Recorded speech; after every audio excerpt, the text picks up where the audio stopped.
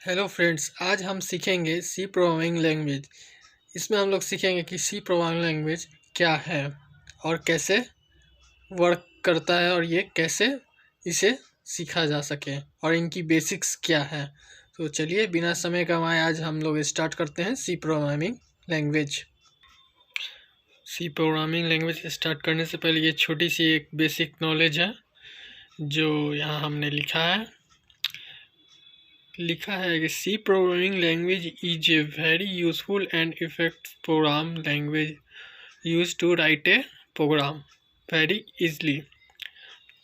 सी programming language जो हमारे programming language के फील्ड में बहुत बड़ी मायने रखती है और बहुत बड़ी यूज है हमारे ये सी प्रोग्रामिंग लैंग्वेज में।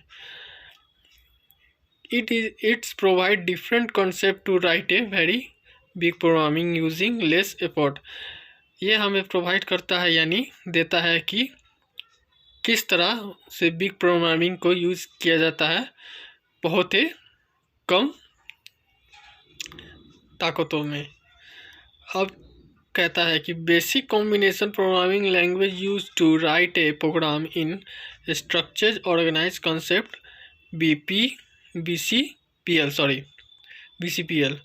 यानी BCPL basic programming language use to write a program in structured organization is commonly known as B language. यानी हमारे सी लैंग्वेज से पहले एक लैंग्वेज बनी हुई थी जिसे हमें बी लैंग्वेज से द्वारा जानते हैं, डेनिस रिचर नाम में एक वैज्ञानिक थे जिन्होंने ये बी लैंग्वेज को थोड़ा सा एडवांस लैंग्वेज में जब लाए तो वो सी लैंग्वेज हो गया। हमारे अल्फ़ाबेटिक रूल के हिसाब से बी के बाद अगर सी आता है तो उन्होंने यही सोचा कि ये बी के बाद जो ये लैंग्वेज हम लाए हैं उसने तो इसका नाम उन्होंने सी रख दिया। was founder of the C language। Dennis Ritchie was the founder of C language। अब तो ये थोड़ा बेसिक नॉलेज था। अब हम लोग आगे सीखेंगे कि आखिर ये प्रोग्रामिंग कैसे किया जाता है इस सी लैंग्वेज का। तो उनकी कुछ बेसिक कॉन्सेप्ट है जो अभी हम लोग सीखेंगे यहाँ पर। तो ये हमारा पहला टॉपिक है वैल्यू डाटा। इस टॉपिक में हम पढ़ेंगे कि वैल्यू और डाटा क्या है और ये 4 पॉइंट है जिन चारों पॉइंट को अभी हम लोग देखेंगे। तो हमारा पहला पॉइंट है नंबर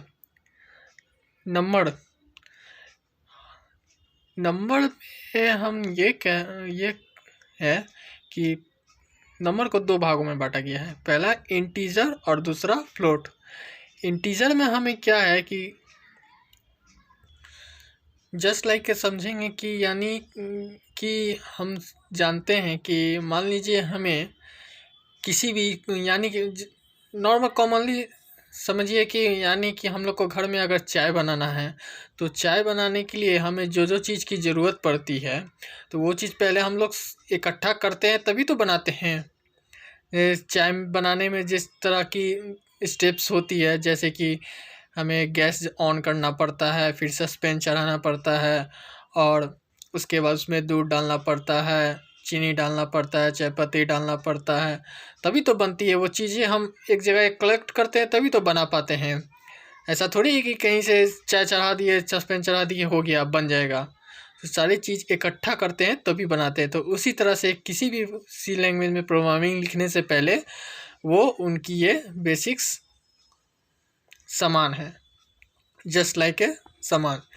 जैसे कि किसी भी जब हम प्रोग्रामिंग लिखते हैं तो उसमें हमें कुछ सामान की ज़रूरत पड़ती है जिसे हम वैल्यू डाटा के अंदर में समझेंगे।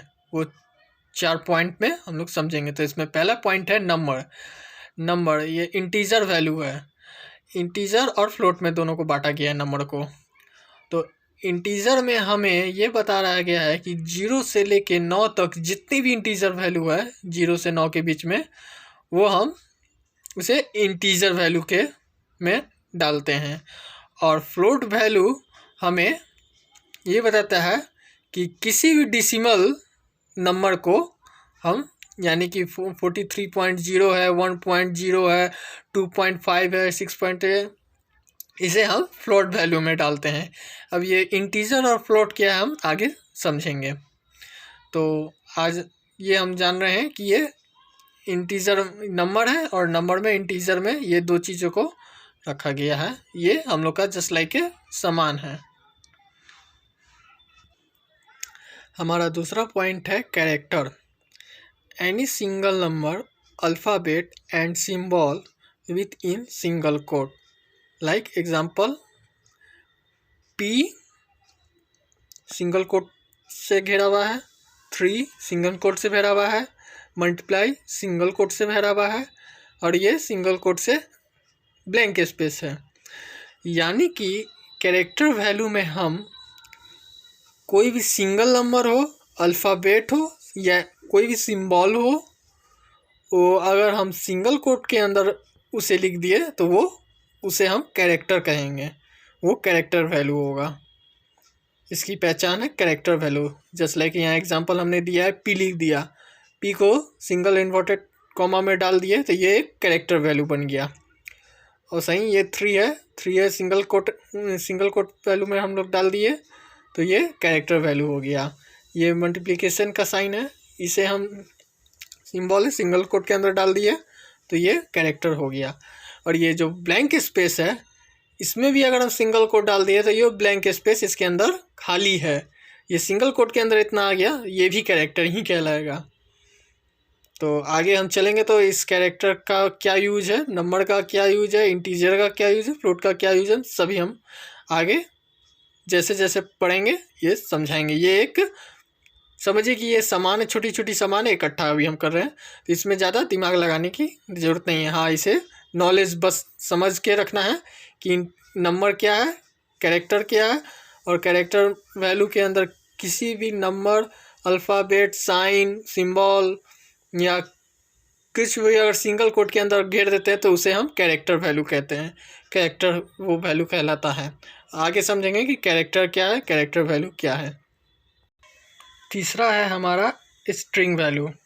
स्ट्रिंग वैल्यू में ये कहता है कि more than one number, alphabet and symbol with in double coated. यानी कि डबल कोट स्ट्रिंग वैल्यू ये हमें बताता है कि डबल कोट के अंदर हमें जितने भी वैल्यू लिखी हैं उस वैल्यू को अगर हमने डबल कोटेड के अंदर लिख रहा हूँ तो वो स्ट्रिंग वैल्यू कहलाता है।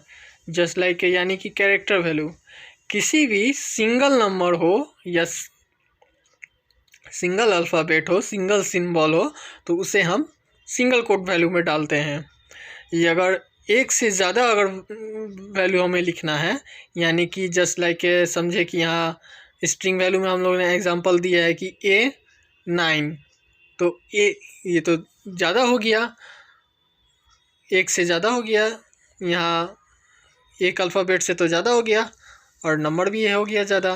तो मान लीजिए कि जस्ट लाइक आपको अपना नाम लिखना है, तो नाम कैसे लिखेंगे, तो ये नाम लिखने के लिए तो एक से ज़्यादा कैरेक्टर हो गया, तो इसे हम डबल कोटेड के अंदर लिखते हैं। अगर एक से ज़्यादा वैल्यू हमें लिखना है तो उसको हम डबल कोट के अंदर ही लिखते हैं। ये ध्यान रहे कि डबल कोट के अंदर लिखते हैं, लेकिन कभी भी वैल्यू जो हो उससे, ये डबल कोट के अंदर जो हम वैल्यू लिखेंगे वो वैल्यू में सबसे पहले इंटीजर ना होना चाहिए। पहले इंटीजर वैल्यू नहीं लिखते हैं, पहले अल्फ़ाबेटिक वैल्यू हो, उसके बाद इंटीजर वैल्यू होनी चाहिए। ये चौथा पॉइंट हमारा सिंबल है। तो इसमें कुछ खास समझ नहीं है, ये सिंबल है हमारी, ये सिंबल का उसमें यूज होगा। आगे हम बताएंगे कि क्या कैसे यूज होता है सिंबल का।